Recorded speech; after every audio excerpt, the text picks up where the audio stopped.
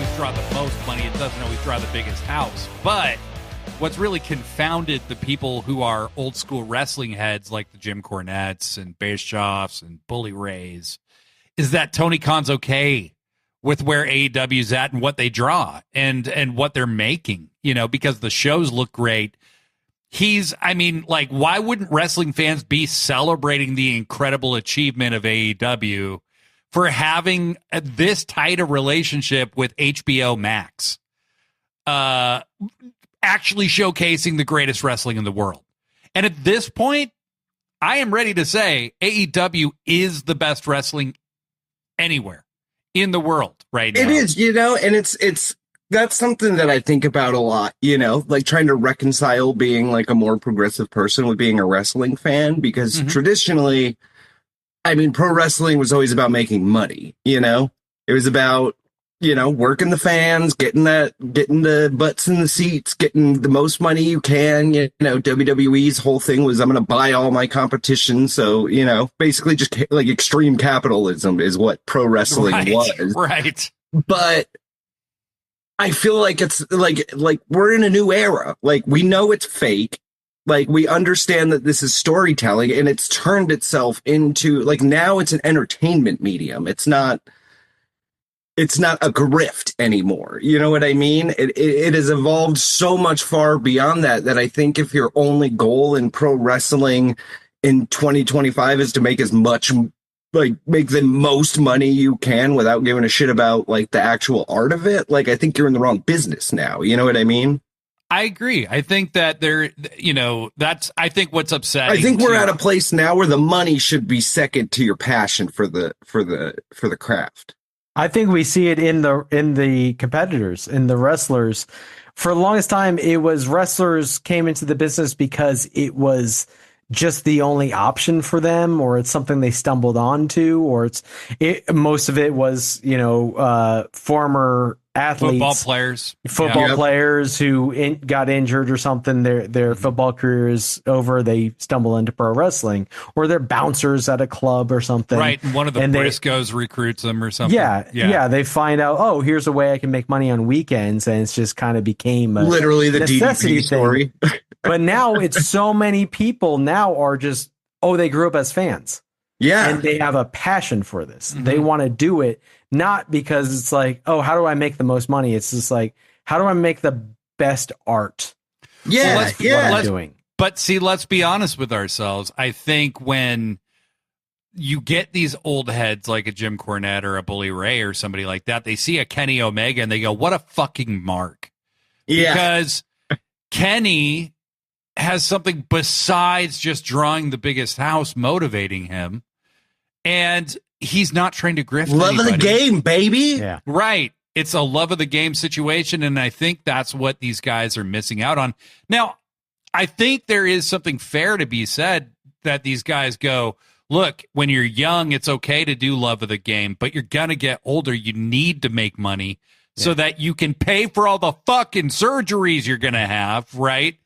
Because I'm old. Well, that's any career you want to make good money in any career, and I think that's what pro wrestling is now. Like yeah, make your money, but like don't get into it if that's all you're doing it for, you know? Because like the business isn't trying to like you know, grift the marks anymore. It's trying to entertain the marks. Right. Yeah.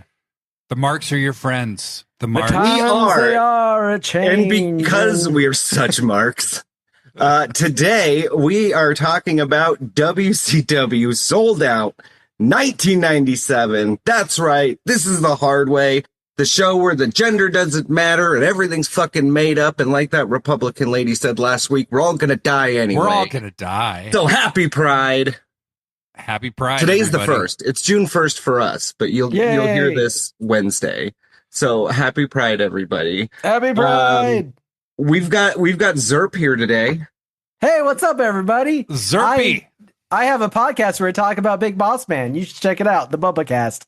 All right, there's my plug, and back to the show. It's got Boss Man's daughter on it. Yeah, I do a podcast with Big Boss Man's daughter, Lacy Traylor. We talk about Big Bubba Rogers, aka the Big Boss Man. It's called the BubbaCast. Check it out wherever you get your podcasts, and that is my plug. Thank you very much. And still no cops at Pride. ACAB. Yeah, ACAB. But Blade's here too. Hi, Blade. oh yeah. Hey. Good to have you here, Zerp. I'm a big fan of your podcast, by the way. I really do enjoy it. It's fucking great. I do love how like you're the wrestling nerd and Lacy's like, oh yeah, Uncle Scott. Yeah, like, talking about the Steiners or whatever. Like, to her, it's like that was her life. That was just her. She's childhood. discovering these wrestling storylines as we review these shows. Right. She's kind of seeing all this stuff for the first time. And it's really funny because you'll be talking about the wrestling story part of it, and she'll go, oh, I guess that is why that happened or whatever. And it's like, it's so funny to have the dichotomy between the two of you. So definitely check out the BubbaCast. That's like kind of why I loved that Young Rock show. Yeah. I loved seeing like the I mean, obviously the actors playing them, but them having like the backstage interaction stuff. Shit. Yeah, it was so That's good. Fun. I love that kind of shit. Yeah, something about like a pro wrestler outside of like the art of it, like when they're just being a normal person, is so hilarious to me. Just being an uncle, right? All right, you motherfuckers. So we got a lot to talk about, and look, there's a lot of great wrestling in the world, and this pay-per-view is not part of the great wrestling pantheon. No. Zerpie and I were talking before Brett just casually strolled in, as Brett is wont to do. As she does. Yeah, she does. This is WCW at the very height of their popularity. I mean, this is about 8 months into the NWO or so. We are in the midst of the 83 weeks. The prophesized 83 weeks. WCW dominated WWF in the ratings. Yes. And Zerp, you have a lot of helpful info about this show that you're going to be peppering us with as we go. Peppering. That's I like that. Correct. Aren't there fucking pepper fields in Georgia? I have no idea. I don't think so. What is pepper? Well, how does pepper grow? Like, what is it? It's a plant. Peppercorn. Peppercorns, they grow on plants. Oh. They grow on plants. Peppercorns is plants. Peppercorns is plants. Pepper is plants. Peps is plants. I'm growing habaneros in my backyard and jalapenos. That's pretty cool, actually. Mm-hmm. Proud of you. Okay. Son of a bitch. Let's just sum this show up before we start. It's a interesting idea. Dog shit execution. Yes. just jump to it. Absolute misery in execution. It's hard to watch. It's legitimately a slog to get through. I'll say the first good thing I'll say about it, the set looks great. The set is I loved awesome. the set. I loved like the concept, like it felt like you were at NWO's clubhouse, like their biker clubhouse. You had the Dykes on bikes all lining the fucking stage or whatever. You had all the TVs. You had fucking Bischoff and DiBiase hanging out up on the thing, lounging. Everyone's wearing leather jackets that are 2 sizes too big for them and backwards baseball caps. Bootcut jeans. Everybody's wearing bootcut jeans. Everyone has a mullet. Everyone has a mullet. Yeah. Even the women. The one referee's uniform is just an NWO shirt and black jeans. And a backwards hat. Nick Patrick, the quintessential WCW ref. The Kenny Powers of WCW. Absolute Kenny Powers vibe. That's exactly what like legitimately 90% of the roster looked like during this event. They just looked like Kenny Powers. They look like Danny McBride's character. Yes, every single one of them. From Eastbound and Down. Yes. And they all have the same theme music. Well, they all had the B team. There were 2 NWO themes. There was the B team theme and the main theme. And almost everybody came out to B team. Everybody gets the jobber music. It's so stupid. Even Nobody Buff Bagwell from gets the WCW jobber gets music. an entrance song. I like that. That was a nice touch. It was. So that was the thing. So they have this incredible set. Incredible. I like the big lights that would make words and stuff. As people were coming down. That looked awesome. I like during the Bagwell's match where it just said buff. Yeah, the huge staircase where it's that they walk down. That was all scary. That was all cool. It looked very epic. It was very badass. Epic. They're also in Iowa. Randomly. So that we intro the show where everyone is arriving. The NWO is arriving to the arena by police escort. They're riding on the back of garbage trucks. Yes. Because for some reason, that is like punk rock and anarchy is arriving. I kind of liked it. Garbage trucks. I liked in it the too. snow. I thought it was sick. Like to I me, thought the intro was good. Yeah, I couldn't understand a goddamn word anyone was saying because the audio was so shit. Yeah, the audio. But like to me, it reminded me of like in Batman '89, that scene where Joker's just like tossing money and like parading down the street. Like that's what this reminded me of. I was like, hubba, who can you trust? Yes. Oh yes. Oh my God. Thank you, sir. I'm a Batman '89 mark too. Me too. Massively. Have you read the comic? Yes. Oh yes. Yeah. I've got the trade paperback of that. I have that shit. I got the hard copy. I got the hard one. No, I have the hard copy. You're right. I've got the one where you take off the dust cover and it's got VHS underneath. Yeah. Yes, I have that. I love it. I didn't even know this existed. So they arrive in the garbage trucks. Let's go ahead and note that this is taking place on a Saturday, an odd Saturday pay-per-view, and it's because the next day is the Super Bowl of the New England Patriots versus Green Bay Packers. The Packers would win. Also, this same week was Clash of Champions on Tuesday night, which was a much better show. It was just a better pay-per-view. And Nitro was the night before that. Yeah. So they did not have a very good buy rate, which is kind of common at the time for a new pay-per-view, not something where it's like, oh, this is like the big four. It's a new pay-per-view and it's on Saturday night and it's Super Bowl weekend. They didn't get a very good buy rate for this show. So that's good though. Not a lot of people saw it.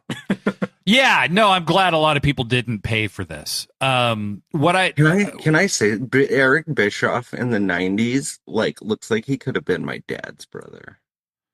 Okay. Do you know he was a model? What? Yeah. He did modeling work. I mean, he was not a bad looking dude. I don't know if you guys knew this, but he was also a black belt. You'd never know though talking to him, except for he brings it up every 5 minutes. He doesn't mention that constantly throughout the show. That's for sure. I love that on the 83 Weeks podcast, Conrad calls him out on it. Good. Conrad just this entire episode is just not putting up with Eric's shit. Where he's just like, fuck you, you put on a bad fucking pay-per-view. It sucks. You have to admit it sucks, which he does. Yeah. And he's just like, every time he tries to just be like, it's fine. He's like, no, fuck you. Yeah. So I don't normally like Conrad, but I liked him on this episode. Yeah. I can take or leave Conrad. I think that what I would say about the intro, the scene with the garbage trucks, is the thing that really sells it for me is the giant NWO flags that are on the trucks. That is badass. Also, Kevin Nash is I believe he's very drunk. Six is not, he's not a good talker. He just has nothing interesting to say. He never really has been. He's just never been a good talker. But this is Six before he broke his neck. Not to say that I'm not a huge Waltman fan. I've always liked him. I love Waltman. I don't believe in X-Pac heat. I loved X-Pac. I'm like, dude, I lived through it. He was over. Yeah. I don't care what you guys talk about with X-Pac. He was over. I think the thing with Waltman is that he just never evolved after becoming X-Pac. He was And that character. the X-Pac heat was more for me, just like, I'm just bored of this. Plus, there is no DX anymore, dude. Get over it. Yeah. Like, she's gone, bro. She's not coming back. She's not coming back. So anyway, but Nash is very entertaining, you know, yelling at the camera. There's one point, so they arrive at this like big warehouse, and they kind of come in. It's the back of the arena, and they're like loading in. And my favorite part of that is Nash walks up to the camera and goes, "Hey, camera!" and just walks away. See, that's what I loved, you know? Like, I mean, yeah, you're in an arena in real life, but like, make me believe you're at like your cool little fucking biker clubhouse. You know what I mean? Right. You're just kind of the baddies. Bischoff wants it to be a biker club. I don't think that's that's what I've always kind of loved about like the ECW arena and shit like that, is because it felt like you were at some like underground warehouse fight club. You know what I mean? Yeah, like it didn't feel like you were in a big sports arena. Yes. Also, the NWO has been around for 6 to 8 months at this point, and it's already gigantic. It's already massive. Massive. Like, but the one person missing is Macho Man Randy Savage. He is not in the NWO as yet. He's a month away. He was already in the NWO. Oh, had he already been in it? Yes.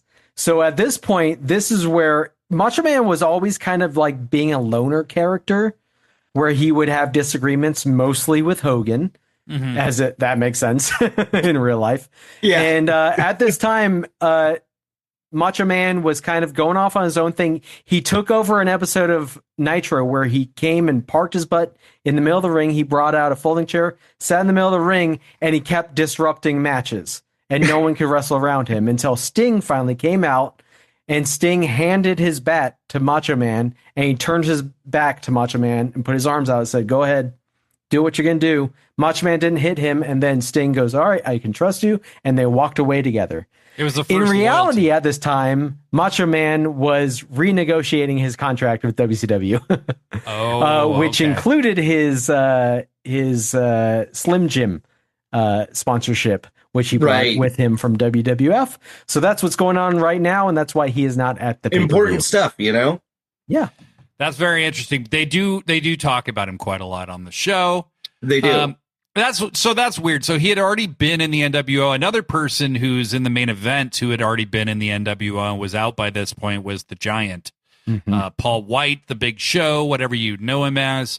I was interested to see him as the Giant because I had very fond memories of that. And we'll get to that later. But yeah, basically there's this big kind of wind up. The intro to the event is very good.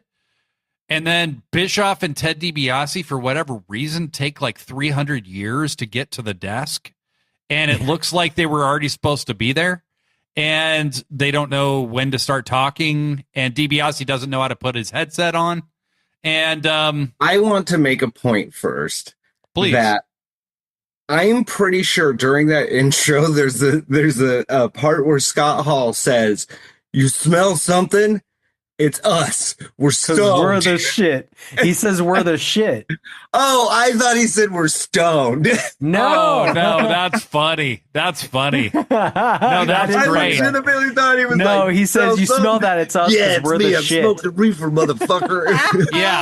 Yeah. No, that's hilarious. Great, I mean, they probably were stoned, but like, probably. It's also, this is very early into the Buff Bagwell turn. So the whole idea here is he fights his previous tag team partner, Scotty Riggs, here in a match. Talk about a guy who worked so much better as a heel. Buff Bagwell. Yeah. And he was already a natural at it at this show. I think actually that Riggs versus Bagwell match, we'll get to it, but it's one of the better moments on the show, honestly, because Bagwell, you know, he kind of is a tropey heel, but like he refined it as he went along, and you just saw how naturally good he was at it. I just couldn't look at him without thinking Chippendales. Yeah. See, Like- as a kid, I didn't get that at all, and now I look back on it, I'm like, oh my god, He totally, had the collar and everything. Yeah. oh the my NWO god, collar. he's an absolute stripper. That is this guy. And then talk about Chippendales too. We also have Jeff Jarrett with his beautiful attire. My god, Here, the '90s attire that Jeff Jarrett was wearing, both in WCW and WWF. The straps. At the time. I can only get so hard, you know. Eric Bischoff calls it out as that's some Chippendales shit right there that he's wearing. It looks like it would fit right in at Pride. I'll tell you that. And it works if he's trying. If it's 1997, if he's trying to get heat, it works. Yeah. But he's playing the role of a babyface in this match, and it doesn't work. The NWO ended up shaking things up in some weird ways where it created a lot of people who are not natural baby faces, like the Faces of Fear. Like Barbarian as a baby face is just weird. Ming as a baby face, very weird. Yeah. Like very, very weird. And this time is kind of, we're nearing the end of the Dungeon of Doom. We're getting away from the silliness of like this whole group. And the Taskmaster is kind This of shit was on life support by this point. Yeah, Like, Kevin Sullivan's kind of on his way out. So NWO is supposed to be like the cool, hip, whatever. Hulk Hogan was 44 years old. Yeah. Like, he's only a year younger than me, Brett. He was the biggest name in professional wrestling. What has he not done yet? He hasn't done the heel turn. Right. Let's do it. oh, I just love that the package though was like, he was 44. Yes, and I found this. That's like trying to push LA Knight as like the cool young guy. Yeah. Yeah. Also, Bischoff's obsession with motorcycles is so out of control on this show. So one thing, Watch him never have actually ridden a motorcycle in his life. He has, and he talks about it a Jesus lot. Christ, it's all he talks about. He has a helicopter and he rides He talks about how motorcycles. they would drive the entire way to Sturgis for Road Wild. I don't believe you, Eric Bischoff. He's obsessed with motorcycles and making that a big part of the NWO. And His wife rides a motorcycle and he's in the sidecar. I do like the idea of him being in a clown car. Yes. Yeah. I do too. One of the themes that does run through this show is the Miss NWO competition, which I will Unnecessary tell you, filler. Just a bunch of butch leather babes on with motorcycles. a few ringers in there that are designed to Yeah, make you think there's some clearly. real hotties amongst this Yeah, group. yeah. And it was like they almost should have canceled this in the middle of the show. Like the every Miss time, NWO so thing. they would cut to like after between matches, they would Every cut to match. like they would cut to like interview, like doing a little interview or whatever with the biker chicks.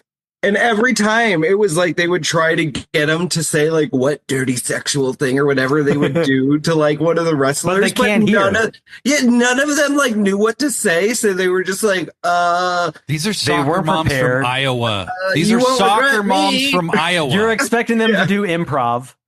and they just said nothing. Now, They were look, just I don't hate nothing. the joke where it's just like, let's just have regular like biker chicks. Yeah. Where it's just like, I don't hate that. But then also at the same time, we go, well, what does it say about the NWO? Where it's like, we played a trick on them. Like, how many like not attractive women can we get? And then it's like, well, then that's what you attract is you Right? as the NWO get the worst looking women in the crowd. It sounds like Congratulations. a conversation that went too far. It came Right. from Yeah. Eric Bischoff. He talks about, he said a friend he used to know said back in college, him and his like frat buddies would do a competition where they would go out and see who could bring back the worst looking monster for the weekend. Oh my god! And even Conrad during the episode was just like, oh God, like how are you trying to make me hate you more?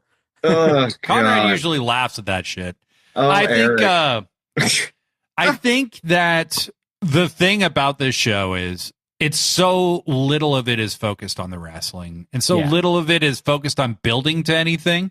It's just establishing the NWO as the heel team against WCW. Nothing more. It's not really driving any storylines forward or establishing anything else. It's just like the NWO is the bad guys. During most of the matches, they were talking about shit that had nothing to do with the match that was happening. No, they aren't calling the matches at all, or barely. And no match has an individual story. They're all about the overarching NWO versus WCW narrative. Aside from a few brief moments, there's no sign of like WCW having any real life in them, other than the fact that Sting isn't yet physical and involved. It just There's nothing. Flat. There's nothing. It felt like everything that happened during this show was like being at a comedy show where the punchline doesn't hit, you know? Yeah.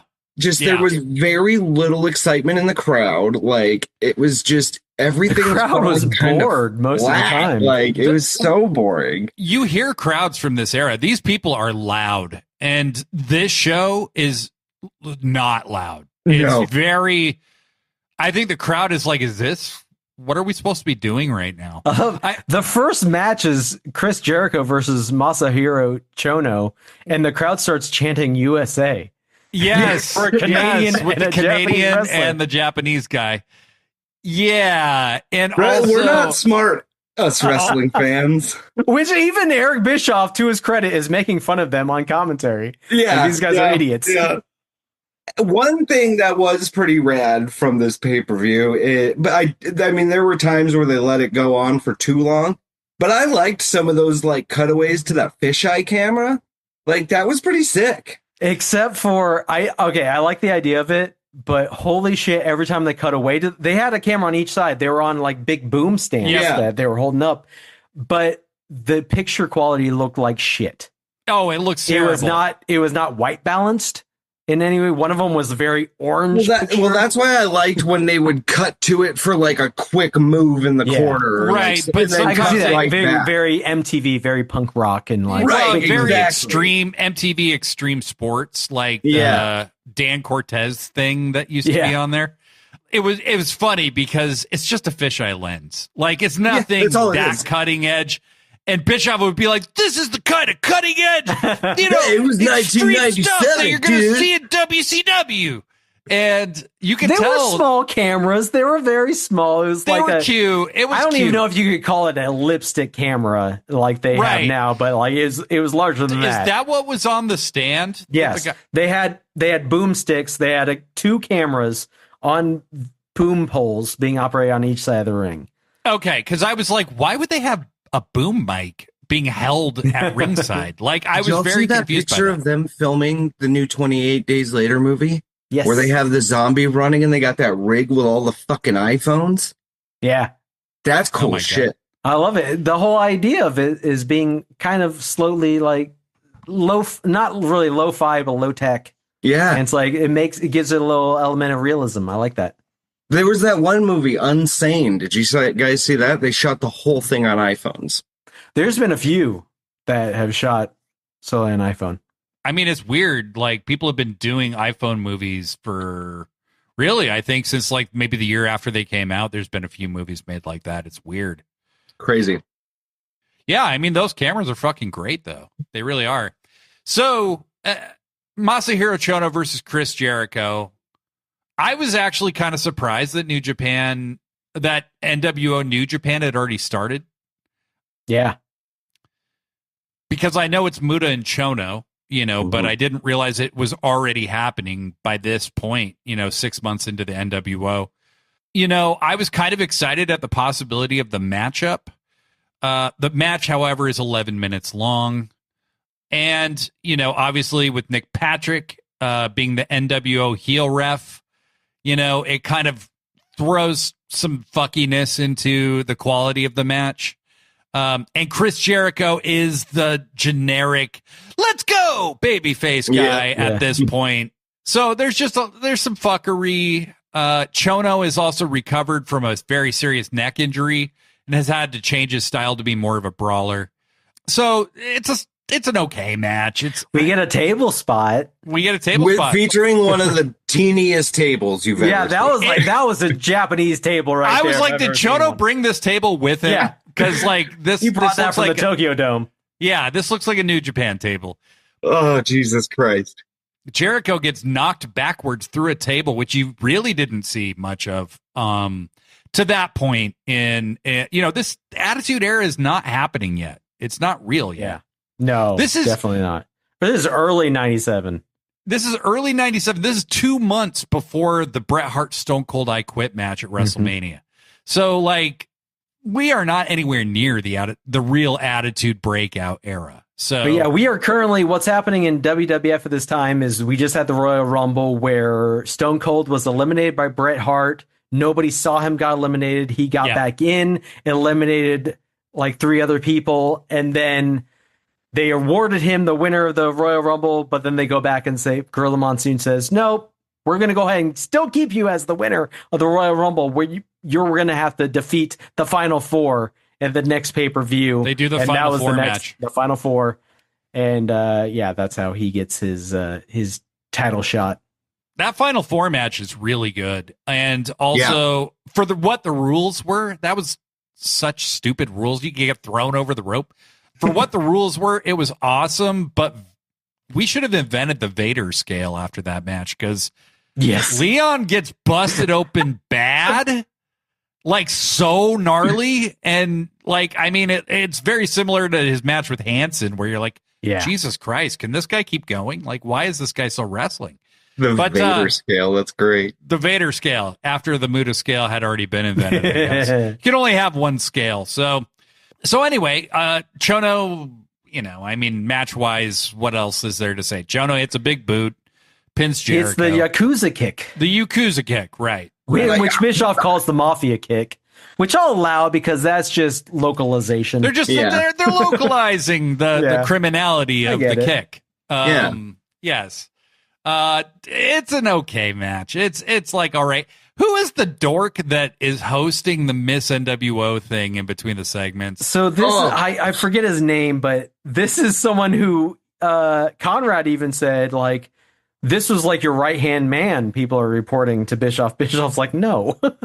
He was just some guy that they kind of promoted up, and it's like, he'd be good for on-screen talent. Let's give him something to do. I want to say, dude, they go into this segment where they're showing like the photos that were sent in for the and like these girls look like goddamn teenagers. Like some of them, some of them look young, yeah. And Bischoff and them are like, oh, look at this hot piece of ass, and I'm like, that girl looks 14. Yeah, it's there are some of those. It's your plus 10 moment of the night where you hit.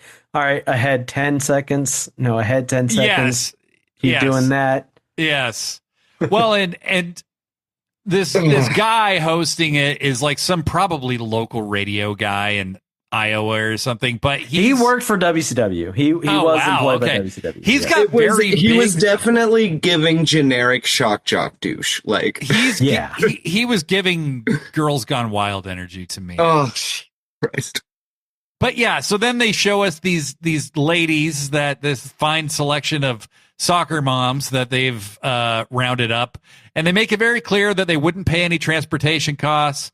They all lived nearby, so they didn't have to pay for hotels. I mean, it's like Bischoff qualifying, like, these ladies aren't hot, okay? Yeah, like they all have that same soccer mom haircut. It's a joke that pays off immediately, and then you're stuck with it for the rest of the show. Right. That's pretty much the whole premise. Like if this segment had wrapped up in the first time they showed all these people, that would have been so much better because these people do not know how to be on television. No riz. None of them can dance. Oh my God. When they try to dance, I'm like secondhand embarrassed. And look, I am all for uncomfortable television moments. I enjoy that. Okay. I get off on shit like that. But this was trash in the wrong way. It was so bad. This isn't John Waters trash. This is like my cat shit in a sock. Well, no, I think it was perfectly put about, it was probably a joke that just got taken too far in a fucking meeting. You know what I mean? doing this throughout the whole show. I just felt bad for these poor women. Like, it's a sketch idea that someone throws out there. This is what happens when non-comedy writers write comedy. 100%. Where it's like, all right, you have kind of an idea, but then your execution is like, well, it's over by the first segment, and you dragged it on through the rest of the show. And more so, it's middle-aged wrestling people writing this crap. Yeah. You know, like, who doesn't like a hog and a woman who loves a hog? Yeah, right. Like, Harleys are badass. Badass. This What could do have you been want to made do to funny this by someone wrestler better. after the match? Yeah, exactly. He couldn't handle me. Yeah, exactly. I know. And that's one of the better responses.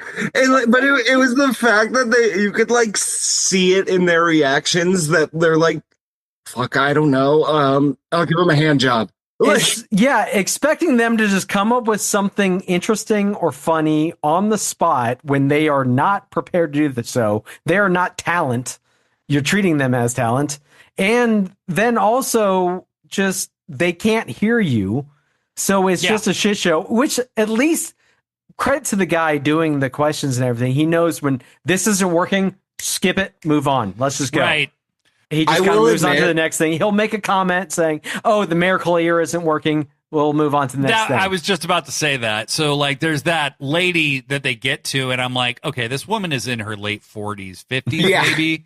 And, like, that's fine. Like, I'm not judging, okay? Like, that's fine. But when she goes, I can't hear you, that is so funny. Like, such good stuff.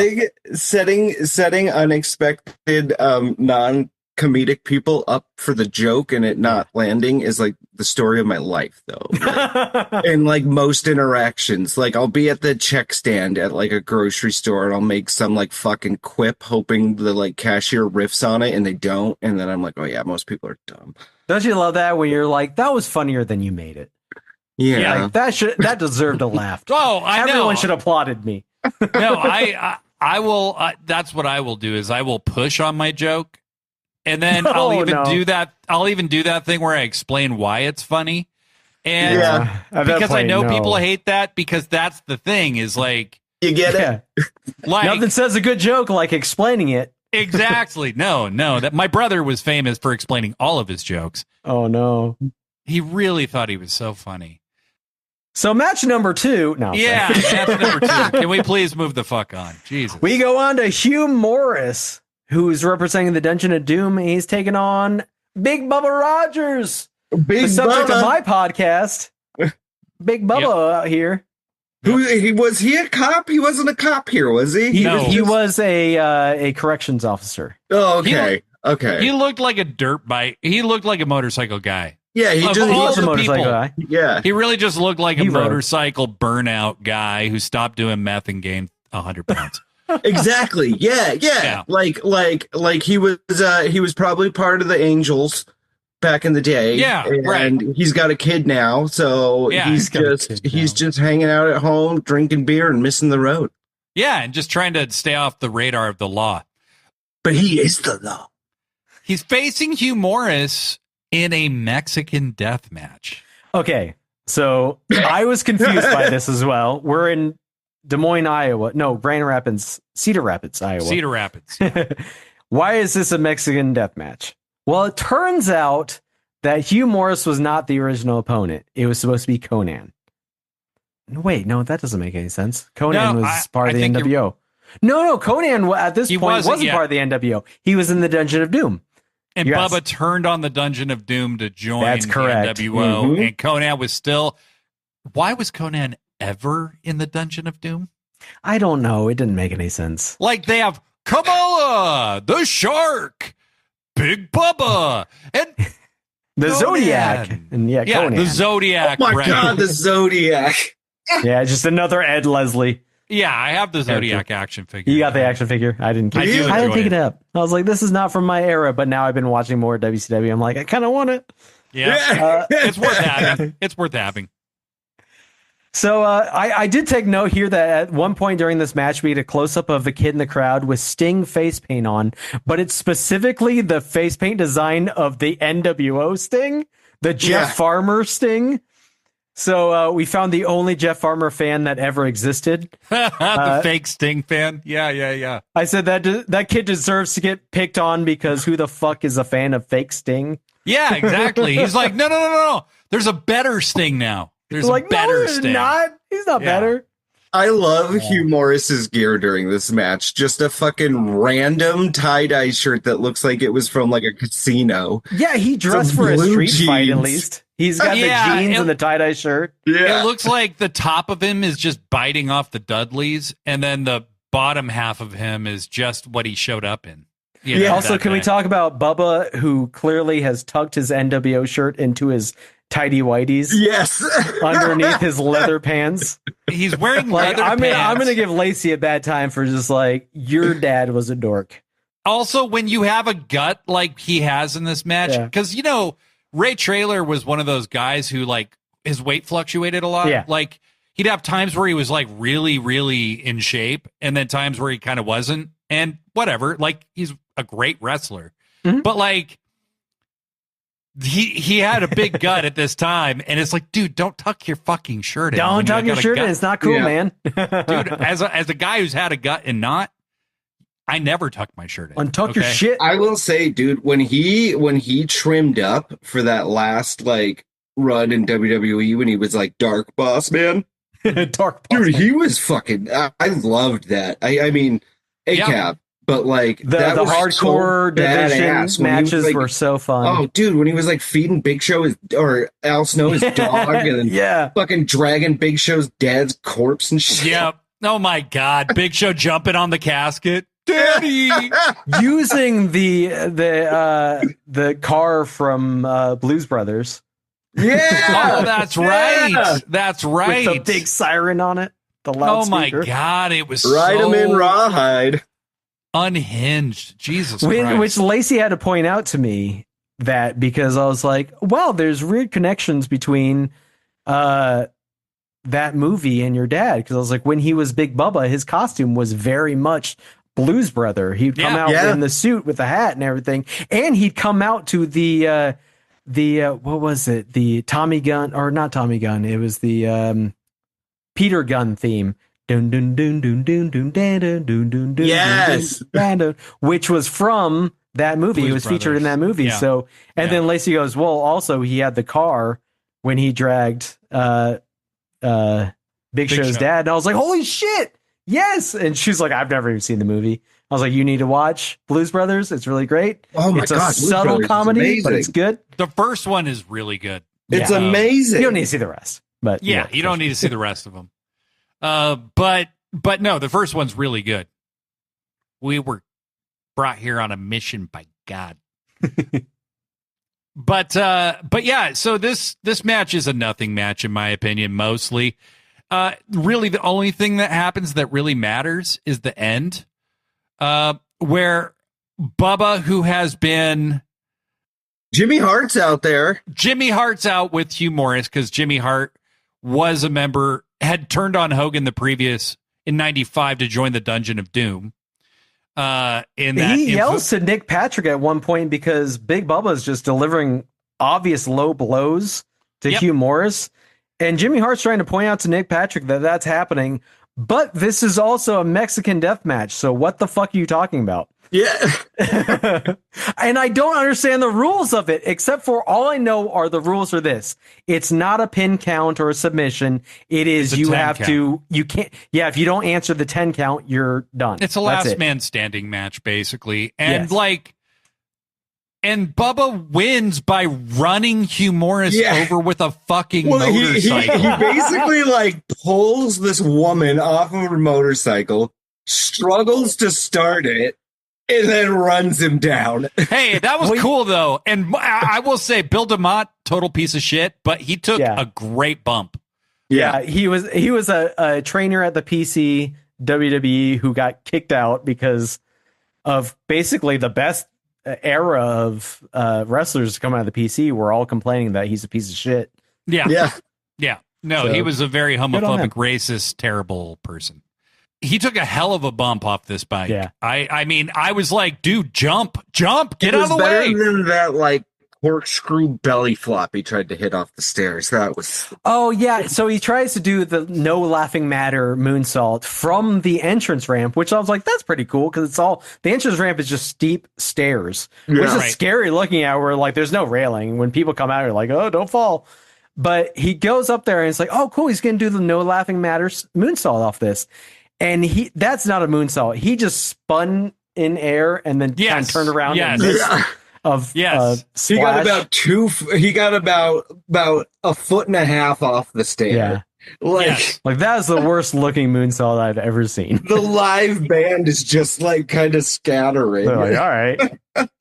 The live band that was dubbed over, by the way, when the show started, that was just dubbed music.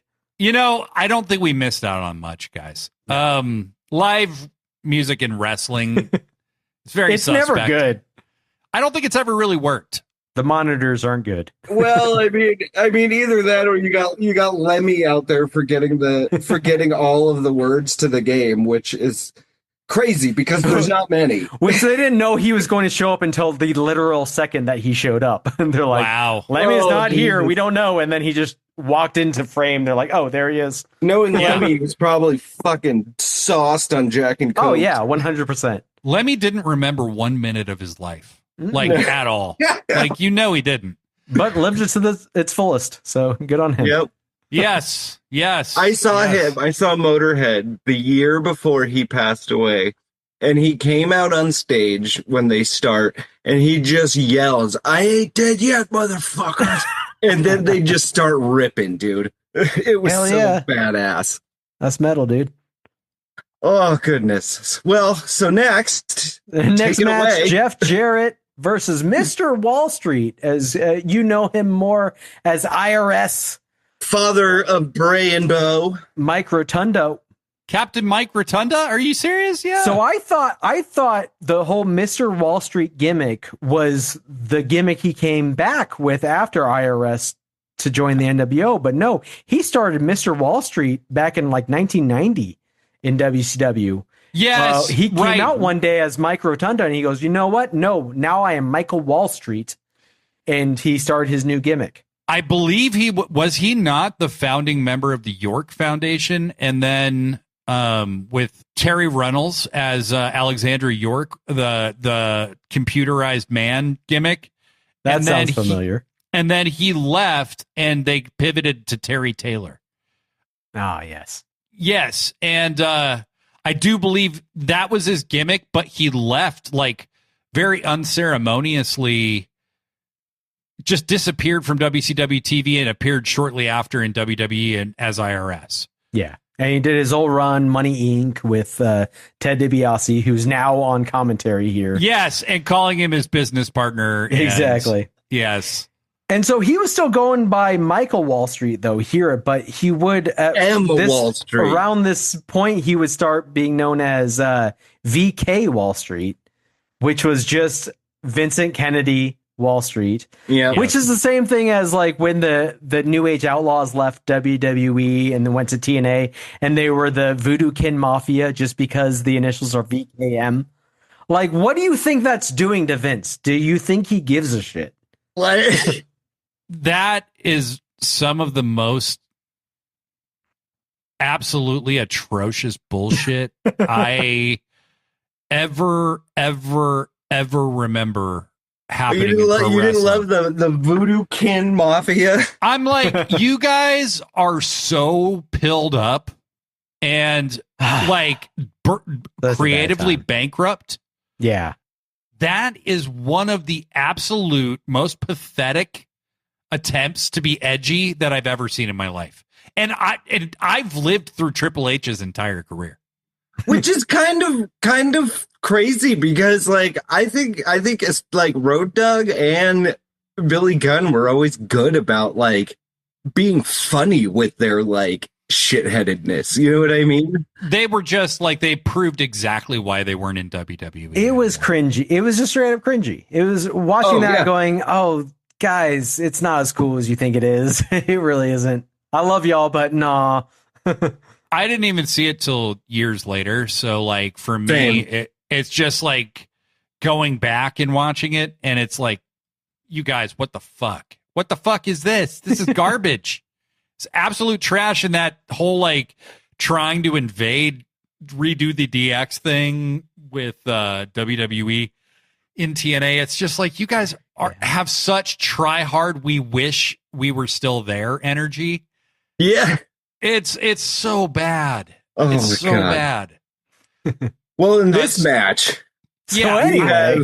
I would take this entire pay-per-view over any Voodoo Kin Mafia match. Wow. Ever. So that's how good that 1997's NWO Souled Out was. It just barely beats Voodoo Kin Mafia. and if you want to know how good this match was, the announcers spent the whole time talking about Six and Scott Hall, Yeah.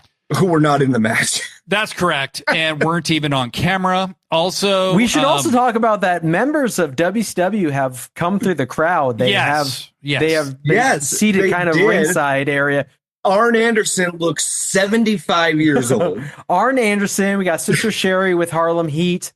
We've got the Faces of Fear out there, Ming and Barbarian. Looking also, so out I of found place. out Harlem Heat are not under contract at this time. They are working without a contract, but they do agree on a new deal, and they do end up signing here. We have Steve McMichael and Deborah in the crowd as well, which comes into play in this match where we got Jeff Jarrett versus Mr. Wall Street. I forgot that they were doing a storyline at the time where Jeff wanted to be in the Four Horsemen. Yes. And it was this will they, won't they thing with Jeff because I believe Brian Pillman had left the year before. Mm-hmm. And so they needed another horseman to fill his spot. And McMichael was totally opposed to Jeff being in the Horsemen. And Deborah kind of had a crush on Jeff, was the whole implication. It of the was story. a weird storyline because, Steve McMichael comes in with his wife, Deborah. She takes a liking to Jeff Jarrett. She sides with Jeff Jarrett. When Jeff Jarrett, the entire time where he's in with the Four Horsemen, he's like doing like heelish things behind their back and stuff. And then he ends up just leaving, disappearing from WCW. And then Deborah does as well. And then he shows up in WWF. Yeah, they both go to WWF together, And then yeah. she doesn't show up till like a year later, though. Uh-huh. Oh, okay. Than him. Okay. But yeah, I've been watching through. I actually started watching through WCW and WWF from 1997, and I'm currently in the summer of '98 right now. I'm gonna watch through. I don't watch it often, but I've just been kind of going through all the Monday Night Raws, Monday Nitros, and all the pay-per-views starting from 1997, and it's just to get caught up again because this is my favorite era of wrestling. I love it. Yeah, same. I mean, I don't know. This era we're in currently is starting to become my favorite. Oh yes, the real time. Yes, absolutely. Yeah, I'm a bigger wrestling fan today than I even was as a kid. Which Yeah, because this shit does not hold up. This shit sucks. No. Yeah. Yeah. The best match on the card that we're talking about, this show, the ladder match, Yeah. phenomenal. Best match on this card. It does not hold up today to ladder matches because the TLC matches had not happened yet. No, and Nope. Those guys had not set the bar yet. Briscoe versus Jericho in a ladder match on Dynamite was better than the ladder match on this show. Yes. And this isn't a bad match either. It's No, just it's Eddie Guerrero, man. I mean, it's Eddie Guerrero and Sean Eddie Waltman. Guerrero I mean, come on. and Six, yeah. And you know, we at this point we had Sean and Razor, and we had Sean and Brett. That was basically it. Right. And most people didn't even see Sean and Brett. So, No. I mean, Yeah. it's, that was a Coliseum video release, I believe. So it's like this match with Jarrett and Wall Street is just a nothing burger. Wall Street looks like some dude who just they gave an NWO shirt to. yeah, that's the thing. Everybody in the, I don't hate to say it. I mean, why would I? I don't care. Everyone in the NWO just looked like a fucking goober. Bro is wearing cargo pants. They looked like They're dorks. They're just your and dads. Maybe in it's, NWO shirts. It's their motorcycle club. yeah, like that's what they all looked like to me, and that's why that's why I was saying to Blade last week, like it's so funny. This like some of the wrestlers in the late '90s, like I never really connected with them because to me they just looked like my dad. Like, Yeah. there was nothing cool to it for me, you know? Yeah, and like within 5 years, Wall Street would be retired, and you know, he's just trying to play out the string and like make as much money as he can. I don't blame him, but him being on a pay-per-view just seems ridiculous. Him being the NWO, honestly, is just like, what the hell are we even doing here? So just to cover what happens in the match, though, real quick, Jeff Jarrett gets Wall Street into a figure 4, and Nick Patrick drags Wall Street to the ropes. To the ropes. And then he's like, you got the ropes. Over there. Yeah, that was actually funny. Rope break. Yeah, that was funny. Well, I loved whenever he was choking Jarrett, you know, near the ropes, and it was like Nick was like basically telling him, put your feet up. Put your feet on the ropes. Yeah. It's so funny. I noticed after 3 matches that Nick Patrick was the only referee, so he would walk to the back and then walk back out every single match. Match. And he looked more tired each time. He really looked exhausted after like kind 3 of or 4 matches. I loved that every time he came, because they would have the WCW guy come out. Yeah. And then they would have Nick Patrick. And so the WCW guy would come out to no music, no pyro, no nothing. And then they would start playing the NWOB theme, and the fucking fog machine would start up and stuff. And then it's just Nick Patrick coming back out. And he's just like, here we go. Yeah. Well, and I do. Okay. So like in a moment of Nick Patrick appreciation, I just want to mention 2 things. One, the scowl that he makes as the NWO ref is great because it's so cartoonish and like he's acting like he's oppressed, but he's the one actually oppressing people. So very white guy move. And then 2, white guy move. And then 2, Nick Patrick it's not the most dramatic way of counting, but that dude, his arm motions are so cool. And he was great. He's so consistent. He could subtly kind of slow count the baby faces. He did a great job in this show. But it was just like, it wasn't really a slow count as much as a soft count. Yeah. Right. The way he did it. Right. And I was like, it's that's the same so speed. subtle and I like it. Right. You just don't hear the count really. Yes. And like every baby face in every match is like pissed at him about counting slow. Yes. But like he just has the most methodical mechanism for ensuring a consistent count. Like the way he moves his arm is just different than everybody else. Earl Hebner was like, he counted really fast, but very dramatically, you know? And like Vince would never have hired Nick Patrick because it's not like made for television refereeing. But if you are like a hardcore fan, it's like pretty cool because he looks so measured in the way he counts. Well, Nick Patrick, he was a great TV ref, I think, because especially when he's playing, you know, the heel ref. Yep. Like he's so animated in his face, like in his movements. You know, like here, there's a spot where he breaks up Jarrett from the chokehold. Jarrett's got Mike or Wall Street in a chokehold, and Nick he's got Patrick him in a headlock, and he calls it a chokehold. Sorry, headlock. Yeah, and he calls it a chokehold, and Jarrett's like kind of like stepping up to him, and you see him. He's like, no, you were choking him, you know. Yeah. But you see on his face that coward coming out, like, and he's trying to distract Jarrett really at the end of the day till Wall Street can get the upper hand again. So the match culminates with Deborah basically going, "This is totally unfair. We need to help." Yeah, she keeps kind of going to Steve McMichael saying, we need to do something. And they're kind of slowly moving up through the crowd. Jarrett gets Wall Street in an abdominal stretch and grabs the ropes for leverage at one point. Nick Patrick catches it, breaks it up so Wall Street can reverse into an abdominal stretch of his own. And he grabs the rope for leverage. And Nick Patrick conveniently just ignores that. Yeah, I love that. Even think about he wouldn't impugn the integrity of Michael Wall Street. So meanwhile, at this point, Deborah has gotten Steve McMichael to climb up on the apron, and he's got the metal briefcase, the Halliburton that they call, which I looked up. I looked up the brand, the Halliburton. You can buy a Halliburton. That's like a very briefcase for $600. Jesus. To this day, they are still, but it is like the iconic one. Where it's the like, gold standard that's in every movie. Briefcase. Yes. Also, that was the briefcase he had hit Kevin Green with to join the Horsemen. So his gimmick was that he carried a Halliburton with him. Yeah. So yeah, that's exactly what happens. He interferes and he hits his arm while he's holding onto the rope for the leverage for the abdominal stretch, and then Jarrett rolls him up in a pin, and gets the win. Nick Patrick counts to 3. Well, because Big Michael held up the briefcase to tell him to count because he wasn't gonna count Nick Patrick, and he's like, "You better count," and he's like, "All That's right."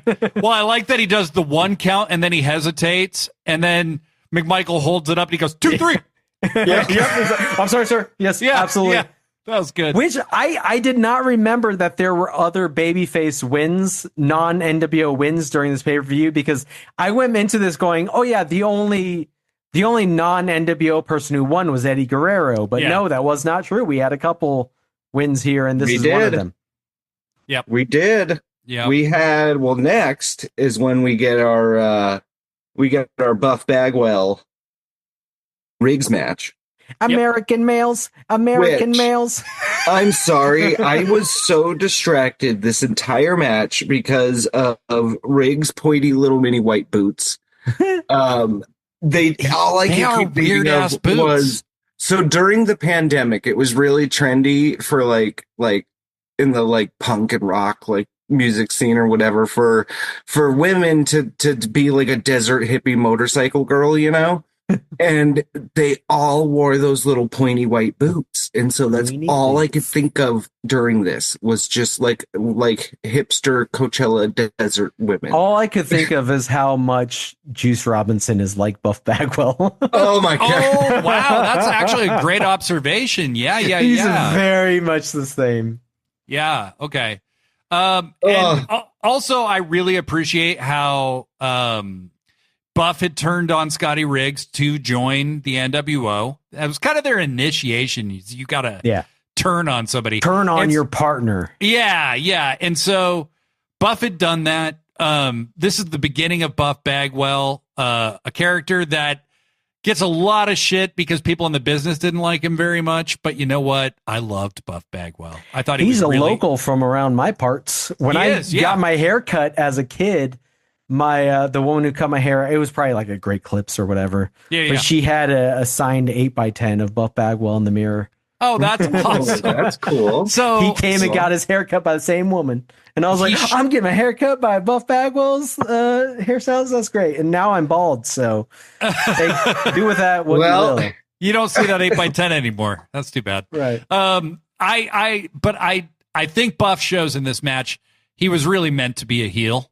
And it's also the first time you ever see the blockbuster.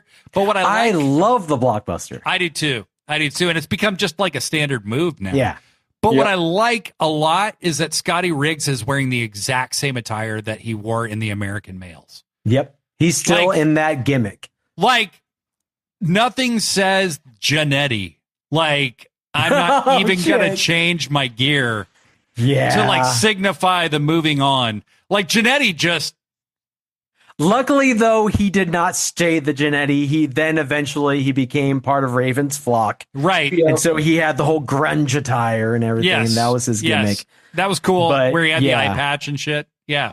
Because Buff is decked out in NWO here. Yep. He's got NWO head to toe. He's the stripper of the NWO. Yeah, yes, absolutely. He was. I did love, because the whole beginning of this match is just Buff accusing him of Riggs of not wrestling.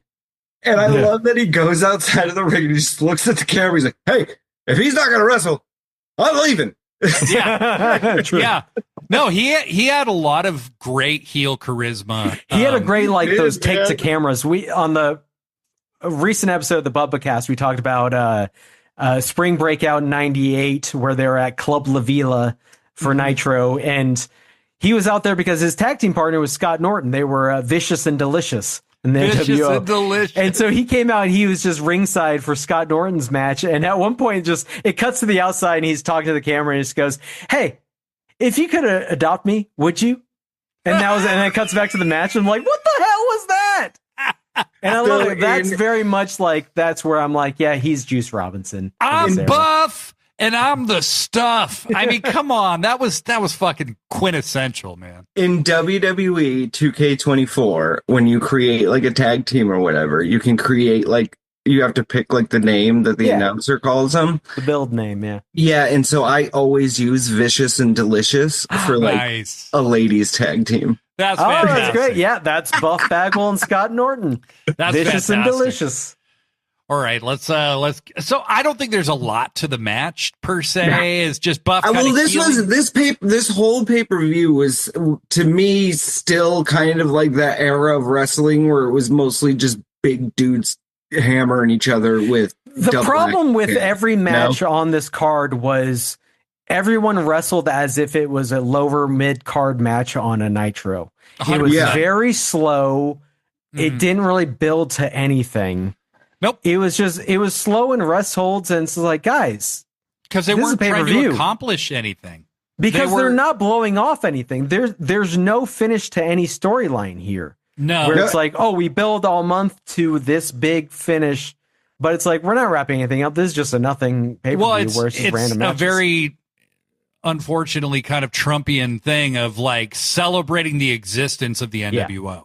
Yeah. And that's the whole pay-per-view. And as a concept, it fails because that's not enough. You need a real story to like govern these matches. And without spectacle for the sake of spectacle is right.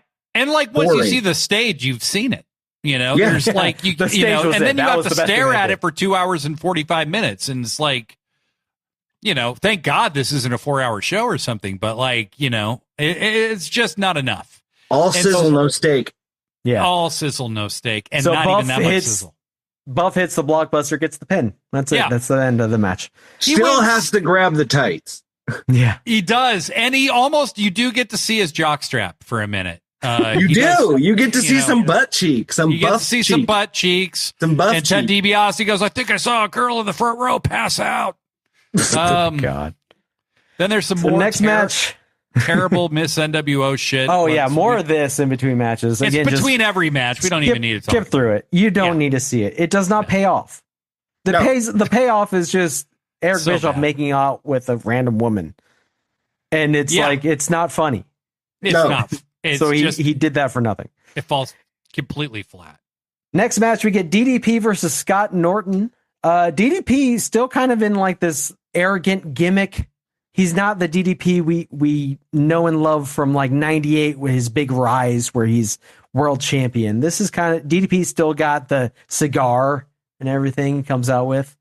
He's the first guy who chooses not to join the NWO, though. Yes. So they play out that here, which they also did at another time. They've done this multiple times where they've offered DDP a spot in the NWO, which he declines. Right. Or he accepts and then swerves them and just diamond cuts everybody, which he does here. Hadn't he did that also with Starrcade or something?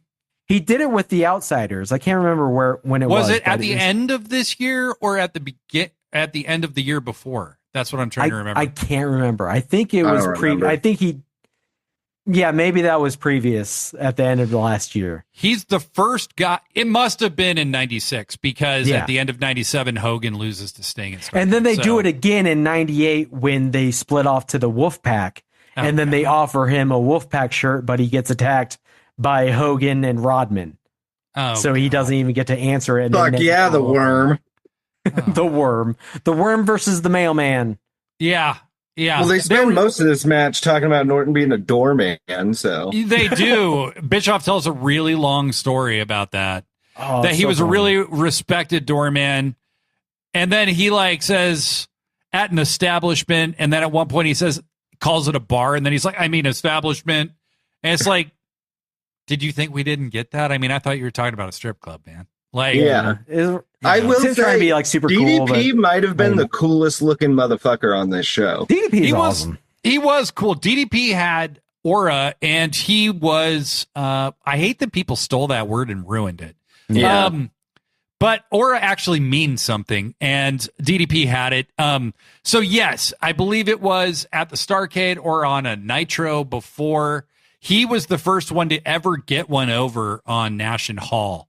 Yep. And they invited him to join the NWO, and he swerved them into thinking that he was going to join, and he hit them both with diamond cutters. And that was the first time anybody turned him down, and the first time DDP ever showed any signs of babyface behavior. And this is because he was good friends with Hall and Nash. Of course, previously he was Hall's manager in WCW4 as the Diamond Stud.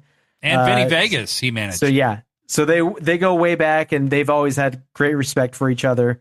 Well, he used to hang out at the strip club he managed. Yeah, right? Well, exactly. Yeah, he was a bouncer or a manager at a strip club. Yes, he was like my age when he started wrestling. Yeah, he was like 35 or something. He was 35, yeah. So he would have been like 37, 38 here. But he was already a buff dude and worked with athletes and wrestlers and managed he was a huge wrestling fan. Wrestling. Yes. He had tried to get into the business for a long time. I mean, he drove Honky Tonk Man and Greg Valentine to the ring at WrestleMania 6 in his car. Yep. So there's not much to this match. Scott Norton, though, is just like... He was big in Japan. Yeah, but he's like he doesn't look muscular, but this dude's a power lifter, and he's just a beast. Well, he's got the power lifter look, you know that. Yeah, he's got the power lifter belly with the. It almost right. It looks like he has a gut, but it's like, dude, that's all muscle. Like, he's got the big chest. He's kind of built like an Otis, you know.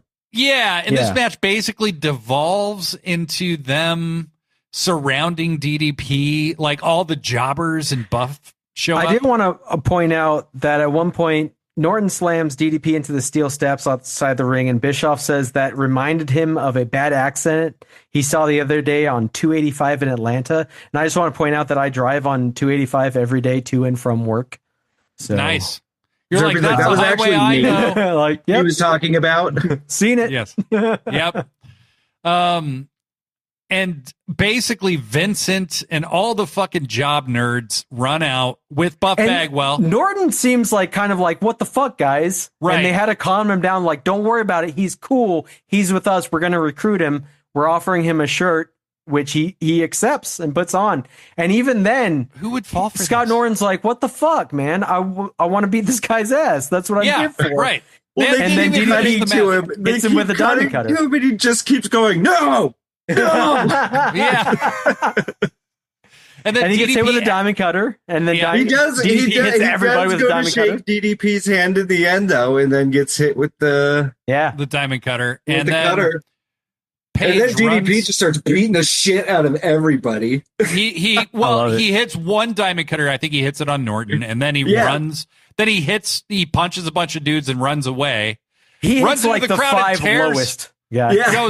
Goes Hulk Hogan style, tears the NWO shirt, and then Nick Patrick says, "Well, he got counted out." Yep. So he awards the match to Scott Norton by count out. I will say though, I think that was the coolest moment in the show. I think is that image of DDP climbing the fucking crowd thing. You'd always run out through the crowd, ripping the shirt off. Everyone's behind him. He's fired up. Like, that was a good image. That's why he was the people's champion before The Rock was, because he used to exit through the crowd like that. And this kind of period of time for him is like my favorite time of Dallas Page, even though he's not world champion. Like, is that very beginning where he like starts to become super over. And I say it's until he does the angle with Rodman and Hogan and Karl Malone. And Malone, in like 98, where I'm like, oh man, up until that was great. And then you do it again, but this time with Jay Leno, it's like, oh, now it's worse. So, like, and then he kidnaps Undertaker's wife, you know? Right. He becomes a stalker. You got the Steiners and the Outsiders. I mean, probably some of the best wrestlers on the card, you know? I love these guys had a long running feud in WCW, which I love. My favorite part of the feud between these two teams is when the Outsiders ran the Steiner brothers off the road in their vehicle. At one point, they had like a camcorder with them in the cars, and they're chasing them, and they just kind of run them off the road. and it cuts and like they like actually did a stunt and ran off the road like in a ditch. And then they're like, cut the camera.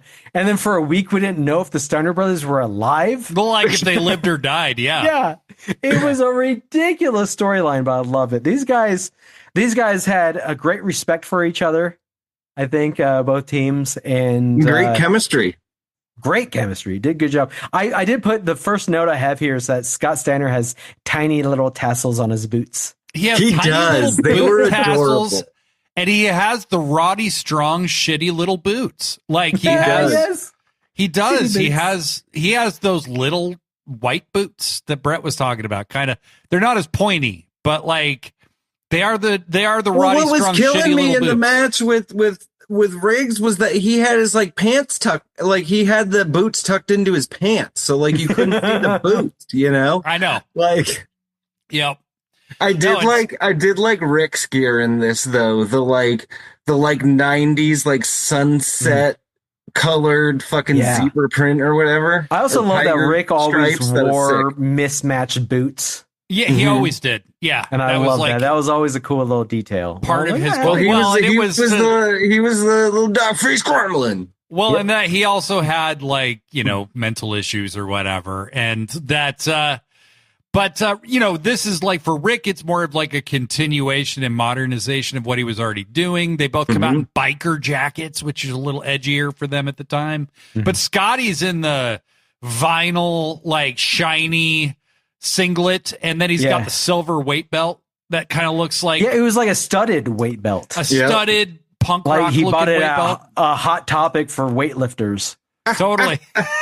This was before the bleach and the this is before Big Papa Pump. This preceded Big Papa Pump by about a year, and then which is crazy, honestly, because it looked like Big Papa Pump, Scott Steiner, and like tag team specialist Scott Steiner look like two different people to me. Oh, totally. Like, their faces look different, like. Yeah, Scott was like, I need to do more steroids. It was a total character change for him when he did that. Yep. But this is before that. And I pointed out in this match too, that it was weird. It wasn't until this point that I started noticing, just like when I'm watching the hard cam shot, that I just see Brian Knobs in the crowd behind them in the Nasty Boys gear. And I was like, what the fuck? It just took me out of the match. Himself. But that plays a role in this match, is the WCW guys out in the crowd, because one of the WCW guys out in the crowd is Randy Anderson, the referee, which comes in handy during this match because Nick As Patrick Bischoff said, he bought himself a cheap seat just to do this. Yeah.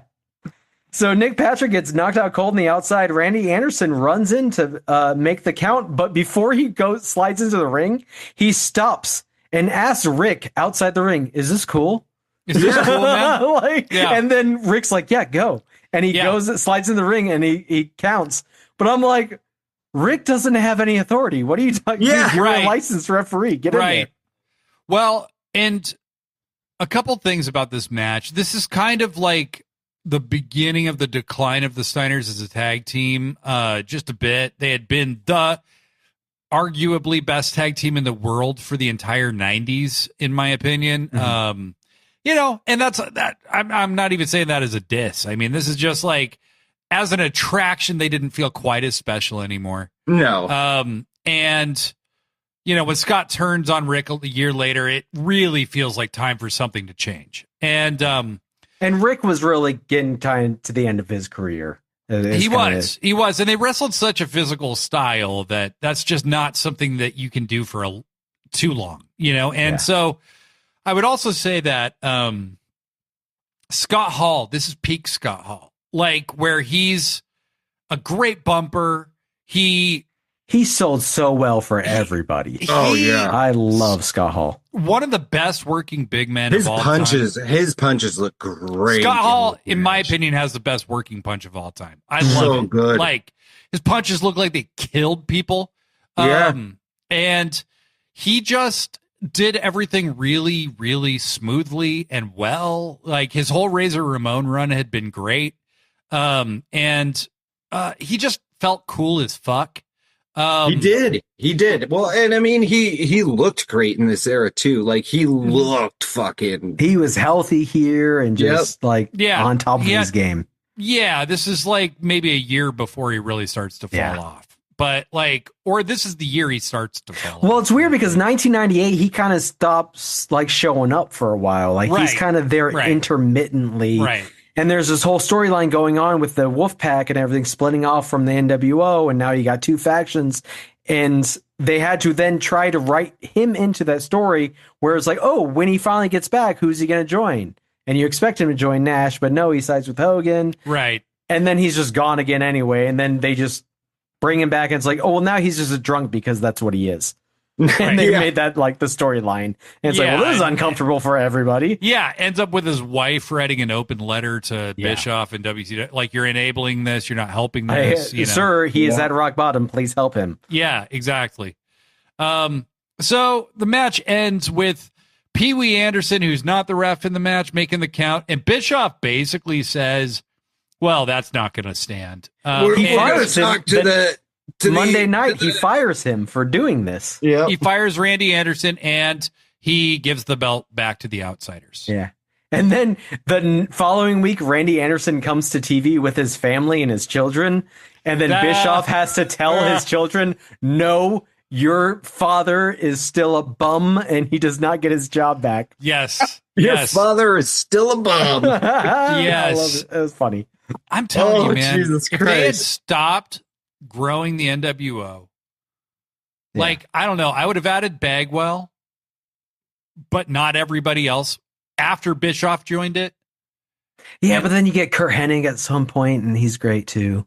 He's great. He's great, but I think he's an acceptable cut from that scenario because he still would have been great no matter what he did. I mean, it's that there's so many people who just crowd the situation.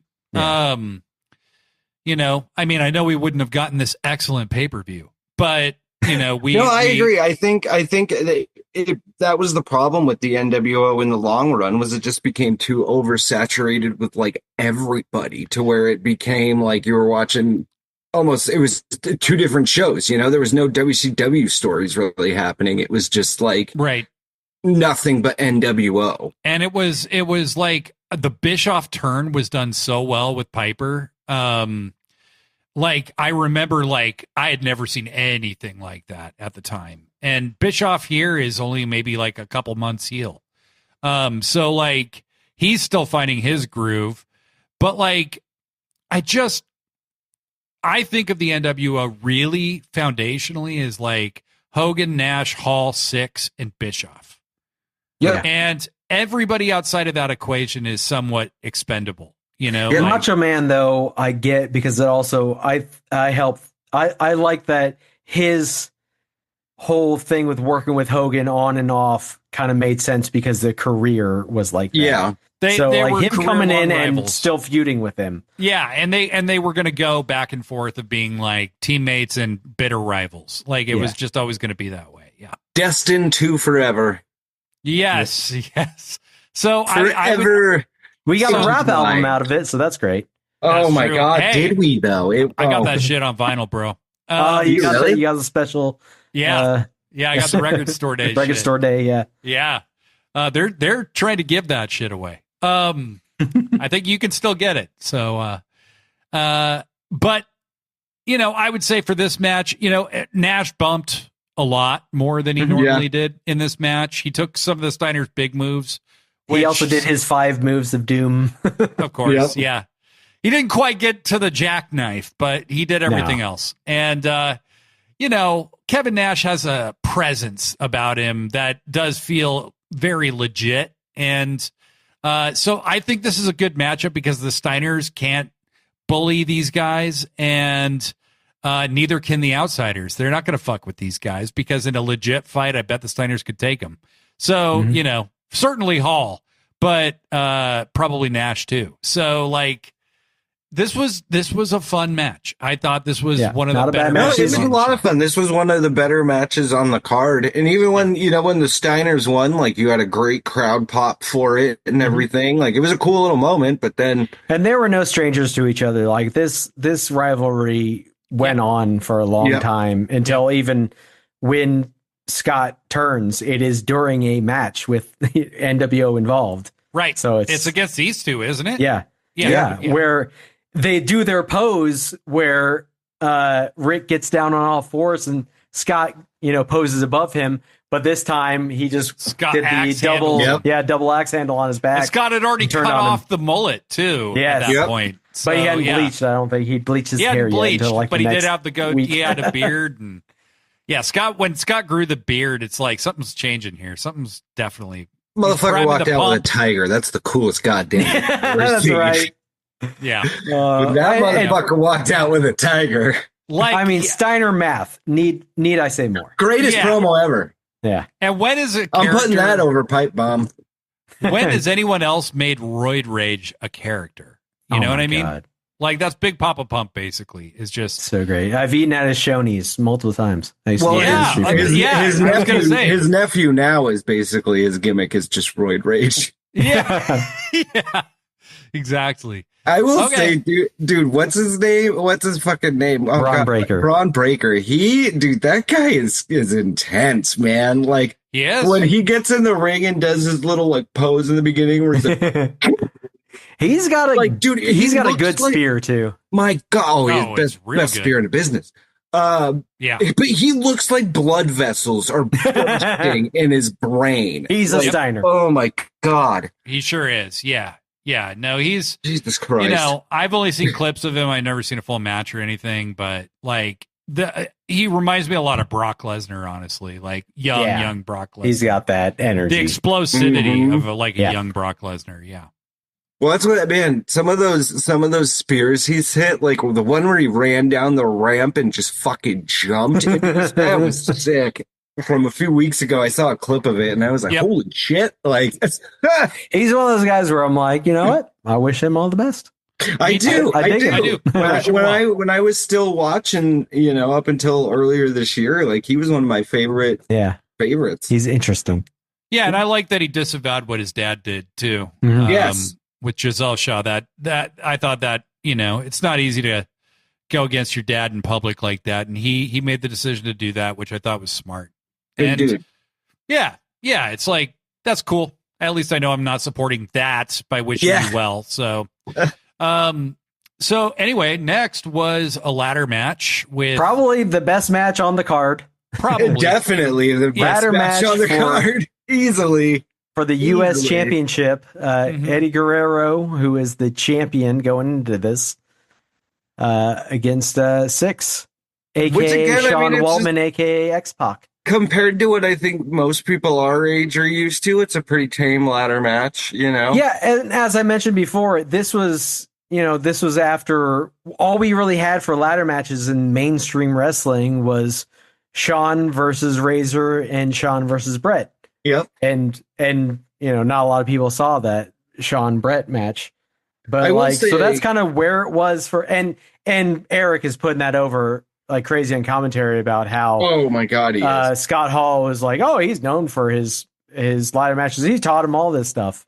Right. And so there's not a lot of big spots because this is before the TLC matches in WWF. Well, and it's also right before the hit a really dope like drop kick looking enziguri off the top. Oh yeah, he did some great. That was well, and it's also right before the Hogan match, so they were told like, hey, like don't go too crazy. Have a ladder match, but don't, But they still managed to outshine the main event. Yeah, every match on the card. That wasn't going to be hard. Like I think Dave gave this like 4.5 stars or something like that. Wow. Like, something. Oh wow! I wouldn't have gone there. I would have gone maybe 3.5. Don't quote me on that. Like, Let me.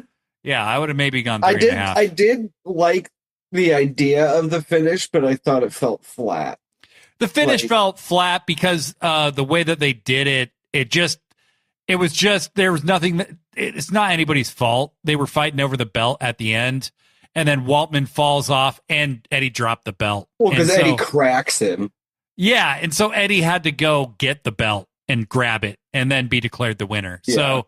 He's not standing on the ladder holding the belt, which I'm sure was the plan. But Waltman took one hell of a bump off the ladder, though. Like he did. He fell straight back and all the way off the top of that goddamn thing. So, props to Waltman. This is pre-Waltman hurting his neck.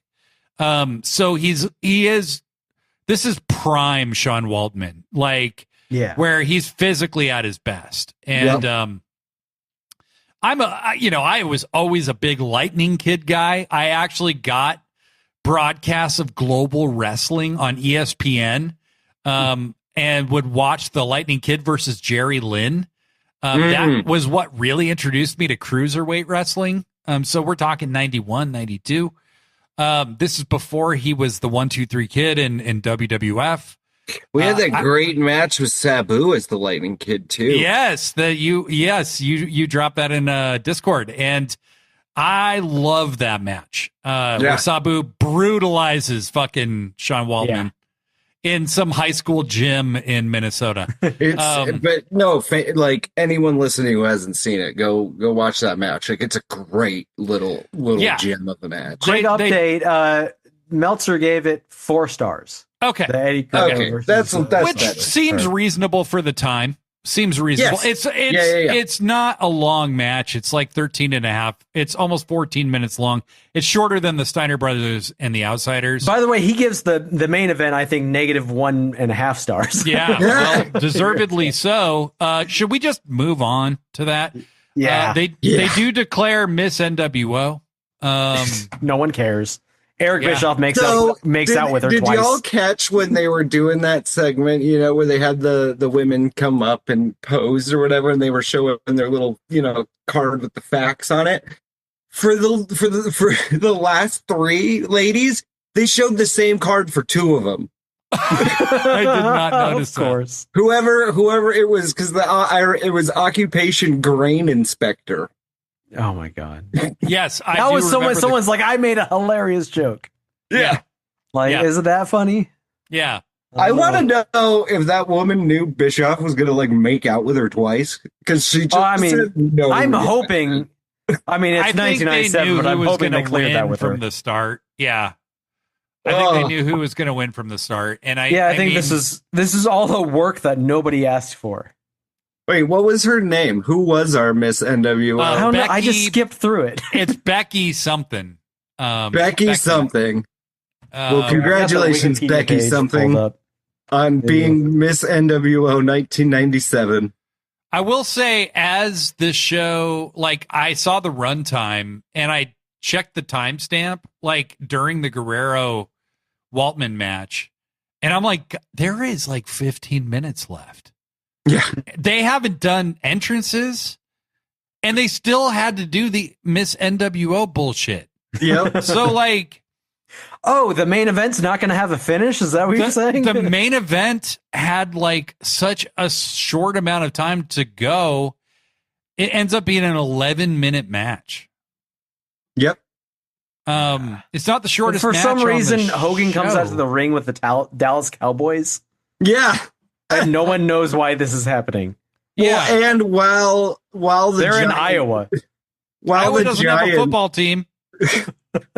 While the Giant is making his entrance, Hogan's just on the Tron in a pre-recorded audio, just talking shit. As everyone from the WCW makes their entrance, no one gets their music unless they're NWO, and it's just the sound guy with the soundboard just playing the little audio clips from the NWO stuff, and a lot of them are just going loser. And sometimes it's mid-match too, which I enjoyed. I did love hearing a random loser in the middle of it. It was pretty funny when someone would just be walking. It was just very random, and it didn't happen in certain matches, and it did in others. It was very weird, but loser. But basically, the Giant and Hogan have the kind of bullshit match you'd expect. Giant just chases Hogan all over the place. Hogan, gets the upper hand for a little bit with some heel bullshit. I gotta say, Paul White was looking very cheeky this whole match. Well, we see a lot of his cheeks at the end of the match. At the very end, yes. No, there's a very funny moment that we'll get to. But, this match is all about the ending. It's all leading to the choke slam, and basically the Giant wins the match. Just Nick Patrick refuses to count. Yeah. So basically, before that, Hogan hits the leg drop and starts walking around doing the ear thing and all that shit. And meanwhile, the Giant totally no-sells the leg drop, stands up, and is waiting right behind him, hits him with the choke slam. Yeah. Has him covered for an easy 3, and then Patrick says, no, he got the shoulder up, and Hogan clearly didn't move. And Giant's like, you know what, I'll give you the benefit of the doubt. Let me and then he tries a different style of pin. Yeah. And then Patrick's like, no, he got it up again. I mean, and then he's like, all right, you're full of shit. So they show the Giant has Hogan beat a million ways to Sunday. And then the entire NWO basically runs out to attack the Giant. Out. Bischoff runs down with the guitar. With an NWO guitar. This is how your pay-per-view finishes. Which I also love that, like, when Hogan's got Giant on the ground and he hits him with, like, the fucking wooden IKEA chair. Yeah. Oh, God, the one that, just breaks.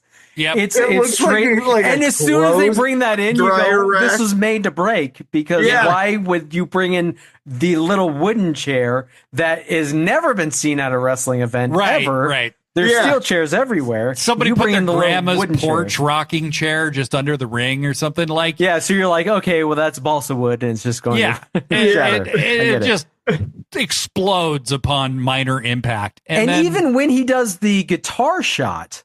It's the powder in the guitar and everything. Yeah. But that only really works and looks good when you like smash it over their head. He just breaks it over his back and it just doesn't really sell. And he's also like lying down when he does it. Or no, I guess he's standing up when he does it, isn't he?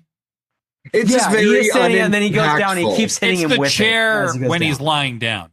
Yeah, well, he hits him multiple times with the guitar too, and like the power comes out. And he whacks him like 4 or 5 times with the guitar. And I'm like, Jeff Jarrett is on the show. Like that's disrespectful right there. This is gimmick infringement. And it just. Oh yeah, and then they pants him. Yeah, so then they pull his singlet down and just expose his ass. They blur it out on Peacock. Yeah, on Peacock, right. So Scott Hall pulls the top of his singlet down, but it comes down too far on accident. Hogan does. Hogan pulls it down, and then Scott Hall pulls it down even farther. Scott Hall was about to do something to him when Hogan does that, and Scott Hall kind of goes, "Whoa." He's like, hey, is that? It's really funny because all right. Scott Hall's like, back up. Whoa, like, no. I wonder. And they very delicately like pulls it back up. He pulls it back up, like, there you go, cover up. Because right before he pulls him back up, DiBiase is on the outside of the ring, like standing on the outside of the ring, like on the apron. And Scott Hall looks up at him, and DiBiase says something to him, and then Scott Hall pulls his pants back up. So I'm like, did DiBiase tell him, like, hey, man, we can't do it, pull pants up? Yeah. Like, hey, man, there's kids here. Yeah. Oh, no, God. It was. And then they write NWO for life on his back. Hogan plays the guitar on the title while he sits on the Giant, and the end. Yep. And that's Sold Out 1997. Actually worse than we made it sound. So I think I had more fun talking about it. Yeah, I had a lot more fun talking with you guys. Think about it, like, this sounds like a pretty decent show. Yeah. It's not. No, it's not. It's not. I would say, it's absolute dog shit. As I said, all the wrestling was just, they all wrestled as if they were the lower mid-card filler match on Nitro. Yes. Yeah. Nobody wrestled as if it was a pay-per-view. Everything is very slow and boring and didn't really go. There's no real stakes. Like, everything just. Well, I think the best way I've to seen put it worse wrestling matches. Oh yeah. I've seen worse shows too. I'd be disappointed if I bought this. Yeah, it was a great idea, but like you said, I mean, without like good wrestling or any real storytelling, like all it was a set. They could have done this better if it was at a different time. It was a bad weekend for them to run this show. Yeah. And if they had actually built stories for this to pay off, it would have been a fine show. And the matches like, oh man, are you brave enough to step in to the NWO pay-per-view against the NWO? Like, who knows? They got their own referee. Like, can you actually do? And 3 people, in 3 matches here. Yes, the WCW team did defeat them. They showed that, no, you can beat the NWO. So it's like, well, that's interesting, but they just didn't play it out that well. Yeah, and I think that there's, at the end, there's just this pervasive sense of like, for this entire run to Starrcade, basically, the NWO always comes out on top. And you have to, like, if the matches had more individual stakes, like if Bubba and Hugh Morris had a story behind why they were having this match, or Jericho and Chono, or any of the people involved had a reason to be wrestling each other, the Giant and Hogan ended up having a rematch on Nitro like a week later. Yeah. And it also ended in a fuck finish. Luger came out to defend the Giant, which led to the Giant and Luger having a tag title match at the next pay-per-view. I think the best story that like developed from this is the Randy Anderson referee story of him getting fired and that playing out throughout the coming weeks. And I'm like, that's actually pretty interesting. Right. To illustrate the like abject cruelty of Eric Bischoff. Yes. But that was it. This is one of those things where it's like, it's so funny. Like if AEW like has a match that doesn't quite hit for somebody, they'll say what a shitty show it was. And it's like pay-per-view, like, or if an ending doesn't go the way people wanted, like when Swerve lost to Moxley, there's just this huge outcry about it. But this is WCW at their very most popular, delivering an absolute wet fart of a pay-per-view. And bouncing back from it. And then, really. I mean, I don't think it affected them in any negative way. I mean, it was just like, if you paid for it, you're probably like, oh, that sucks. I hope the next one's better. If anything, you were just like, well, they did Clash of Champions on Tuesday, and that was way better than this. That's probably why they did them so close, maybe, was because this was just fucking bullshit. I forgot to mention, too, with the big Bubba match versus Hugh Morris. So we mentioned that it was a Mexican death match. Why was it a Mexican death match? Because Conan was supposed to be in the match and apparently got held up in like Mexico. He was stuck, travel issues. And that's why they changed it the last minute. I know we kind of went to that, but we didn't really finish that thought earlier. I was thinking about that yesterday during Collision, because it was so lucha heavy. Which makes sense when they're in like places like, South Texas. Yeah, but I was like, I wonder how much problem wrestlers are having right now coming in and out of the country. Yeah. Oh, yeah, I can imagine with what's going on these days. Something wrong with the world today. I don't know what it is. My old neighborhood, so the house I lived in until last year was right down the street from where that ice raid happened Friday. Like busy Friday evening for some cooks, like it is right down the street from where I used to live. That's wild. Fucking but it makes me wonder, like I wonder like what trouble wrestlers are having right now. Yeah. I mean, I talk to Lance Storm sometimes on Blue Sky DMs or whatever, and I know at the very beginning of the Trump administration, he was certainly concerned about it, but it seems like he's been able to get in and out okay. But certainly if you're coming from Mexico and these other countries that are being far more demonized than Canada, I do wonder. Yeah. Well, folks, Zerpie is the host of the BubbaCast, which is a fantastic podcast, once again, with Ray Traylor's daughter, Lacy. Where Lacy basically finds out what the fuck her dad did for a living from a wrestling nerd who is Zerpie. He's an amazing host. Also, amazing figure photographer. Fantastic.